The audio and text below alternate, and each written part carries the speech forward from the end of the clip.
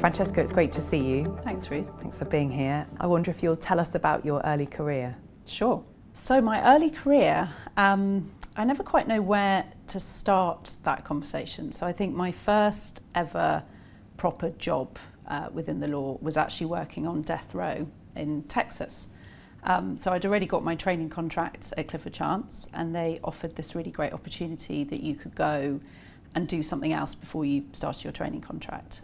So off I went to Houston and ended up working on a murder trial, which was probably one of the most exciting things I've done in my career, but was also probably why I've ended up going into commercial corporate practice, because I think I realised that as interesting and as exciting that work was, I wasn't sure that I could do that for the rest of my career. So that was my early career. I then trained and qualified at Clifford Chance in London. I had the benefit of doing a seat abroad in Amsterdam, which was a great experience, and then qualified into the litigation team, where I then spent 10 very happy years working on a whole mix of commercial corporate litigation. So what was the next stage? So I had been lucky enough to be seconded to the Amsterdam office of Clifford Chance for 3 years, where I spent most of that time working on large regulatory investigations. I then came back to London, and Clifford Chance said, would I go on secondment to Barclays? So off I went to Barclays. I didn't confess this at the time, but I really didn't know very much about banking at the time. So that's what happens when you pitch up on secondment. You're really thrown in at the deep end. I think I had a portfolio of about 70 litigation cases that I was expected to get running with from day one. So it was quite the baptism of fire, but a really exhilarating and exciting time. One of my early mistakes when I moved in-house was trying to operate like a private practice lawyer in-house, which is just impossible to do. It's not that one is better and one is worse, it's just a completely different way of working. And if you try and stay as a private practice lawyer whilst managing a portfolio of 70 cases, you're just going to drown. So I would say the first 2 months was probably the most intense 2 months of my whole career, as I tried to figure out how to keep all the plates spinning, which plates were important, which ones didn't matter if I let them drop a little bit without letting anything smash, obviously. So what skills make a good in-house lawyer? What skills make a good in-house lawyer? It's a question that I get asked a lot. I think the key is being prepared to have an opinion. I think the mistake that we sometimes make as private practice lawyers is that we think that clients want to have all of the information about all of the options. But when you're in-house and your stakeholder is often sometimes literally sitting on your desk wanting an answer, you have to get comfortable with being uncomfortable about saying, okay, I think this is probably what we should do. So I think being able to be commercial, instinctive, I would definitely say a lot of my decisions are made based on good legal evidence and information, but a lot of it is gut. And I think sometimes you just have to be prepared to say, this is my gut, this is my quick answer. I'm probably going to have to get a bit more information, but if you're looking for something right now, this is what I'd suggest that you do. So I think that's really important. I think listening is crucial. I think you have to really listen to what your business and what your stakeholders want. They often don't want a technical legal answer. Sometimes I think general counsel, as the word is what we are counsel to the business. Like often what the business want is to be able to come and vent, to talk in a safe environment, talk to somebody that understands all of the issues. And sometimes it is just about listening rather than always providing the solutions. And then I think lastly, it's about being commercial. When you work in a business, it's all about the bottom line. It's all about profit and loss. And if you don't understand the commercial drivers of your stakeholders and what's really behind their decisions of whether they're going to settle a case or defend a case or go in aggressively with a regulator or whoever it might be, then you're going to fail. Because if you can't understand their reality, then they're not going to respect the answers that you're giving. And how did you use external counsel when you were in-house? What did you look for in those that you employed to sort of advise you, external perspective? So using external counsel when I was in-house was, to me, one of the most enjoyable bits of the job. Like I really viewed it as a partnership. and I viewed it very much as a two-way street. I viewed it as being incumbent on me, being in-house, that I partnered with my external counsel so that they were living as much of my day-to-day realities as I was.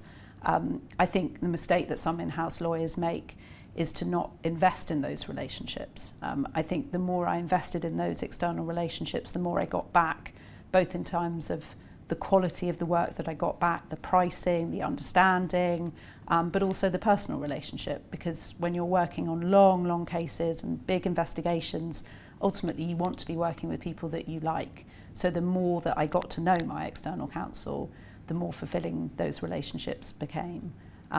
So things that I'd be looking for in external counsel would be, a desire to understand my reality, a desire to be commercial, a desire to understand my budgetary constraints and my pricing. So really trying to embed themselves as much as possible in my world was what I'd be looking for. And what's the best job decision that you think you've made in your career? The best job decision that I made? I think the best job decision that I made was sort of done to me. So I think we make a mistake when we think that our career paths are always a straight line. I think people can often look at people in senior positions and think that they've just taken one path that's just taken them from A to B and B to C. So an example of that for me was I went for a head of investigations role at Barclays, and I didn't get it. I got the deputy role instead. They created a new role so that I could partner with the person that did get the head role. And I'm not going to lie, it was a really difficult process for me to not get something when I'm used to being relatively successful was really tough. Having to recalibrate and work with somebody that had been a peer of mine was suddenly a superior of mine. Like, all of these things were really challenging. But someone gave me a really great piece of advice. They said, take the space that being the deputy gives you. So you're not going to have all of the responsibilities of being the head. So start looking for things that interest you. So I got involved with some work at the Law Society on privilege and the erosion of privilege. I ran for the Law Society Council, and I started doing things from the pro bono perspective and external things that really interested me. So I think the best decision was not giving me the head role, because all of those things that I did when I was in the deputy role paved the way for the next steps that I then took. Yeah. And if you think about how you make decisions at work, can you talk to us about how you go about that? Yeah, how do I make decisions at work? I think people who know me well would say that I talk about the decision a lot. So I like working collaboratively, and that shows in my decision making too. I like to hear different people's opinions. I think I probably always know where I'm going to end up, and sometimes I seek, I guess, confirmation that I'm making the right decision, but I'm not always the best judge of what is the right move for me. So an example for that was Barclays wanted to send me to New York to work. It was a great opportunity. Like, I'd been wanting all of my career to go to New York, but the request came at a time when it just wasn't exactly the right time for me to go abroad. I'd already been abroad, I'd come back, that wasn't an itch that I was looking to scratch. So I was very reticent about taking the opportunity, but luckily I had some really great people around me, a lot of great colleagues who basically said, you're mad to turn down such a great opportunity. And I knew that that was what I needed to hear. And of course that turned out to be one of the best job decisions that I ever made, because the role that I was asked to do in New York, which was heading up the regulatory relations team, so I went into that very blind. I didn't have that much experience of the US regulatory regime. And it was a steep learning curve. I had to come up very, very, very quickly. But once you make it and you realise that you can learn most things, it was so rewarding to have done something completely different and took myself so far out of my comfort zone. So no, it was brilliant. And what brought you back from New York? What brought me back from New York? I mean, I think life, COVID, family. I was lucky enough to have my son in New York just before COVID, and then COVID hit, and I think, like many people, the world changed, and living abroad wasn't quite the same experience as it had been. People couldn't come and visit, America closed its borders, like it really became quite a different place. So I was looking for a route to come back, and this opportunity came up at Connectso, and the timing felt right. So, and really welcome your view on how to separate feelings and emotions from difficult decisions at work. Yeah, that's a good question. I think you shouldn't separate feelings and emotions too much from work. I think at Barclays there was a fantastic chief executive that I was lucky to work with who was very driven by a campaign called Bring Your Whole Self to Work. And that really resonated with me. I think the idea that if you truly come to work as yourself, then you're going to be such a good colleague, you're going to be a good service provider to your clients, you're going to be an inspiration to the juniors in your team. I think the times when I've made mistakes or had difficult relationships with people is when I've been trying to fit into a mould that people want me to, which perhaps isn't quite who I am. So New York was a good example. Like, I thought, am I going to have to start behaving like a New York investment banker? But at the end of the day, I was me, and that was actually what people wanted. And the more I embodied all of that, the more successful that was. I'm a very sensitive, emotional driven person, and I think in my early career I thought that you had to cover all that up, but actually, particularly as a litigator and an investigator, having tenacity, being able to understand humans, because at the end of the day everything we do comes down to humans and what they're doing and why they're doing it, being able to read a room, have empathy, all of those things actually became my sort of superpowers. So I'd say to anybody, never apologise for being too sensitive, because that can be your superpower if you harness it in the right way. And so what would you have been if you weren't a lawyer? If I hadn't been a lawyer, I would have disappointed my mother, who I think had programmed it into me from day one that I was going to be a lawyer. I think I would have done something in the arts. I think I would have loved to have been a TV producer or a theatre producer, something that maybe gives people joy. I'd love to see, I think a lot of the work that we do, we often don't see, there's not a sort of tangible output. So why Connectso now? So I've done 10 years in private practice, and I've done 10 years in-house, and I guess if that was chapter 1 and chapter 2, I was really at a stage in my life where I was like, what's chapter 3 going to bring? I could have gone back to private practice. I could have gone back to another in-house function similar to Barclays, lots of big banks doing similar work. I could have gone to startups or regulators, and these were thoughts and discussions that I had. So why Connectso? Because Connectso to me marries up the two.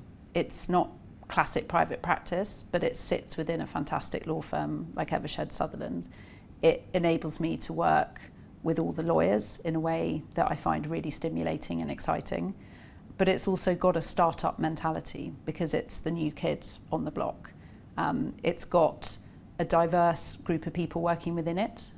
So having come from in-house, where I was very used to working with the business and working with the accountants and working with finance and treasury and all the different functions within a bank, it's really nice to be still in a working organisation where there's a diversity of people. Not everyone in Connectso are lawyers, quite rightly so. So Connectso to me marries up the future and the past. It brings all of my private practice and my in-house experience and packages it in a way that enables me to use everything that I've learnt in a slightly different way. And my quest for kind of learning and new things meant that Connectso really kind of ticked that box. So do you have any advice for in-house teams about how to manage change within an organisation?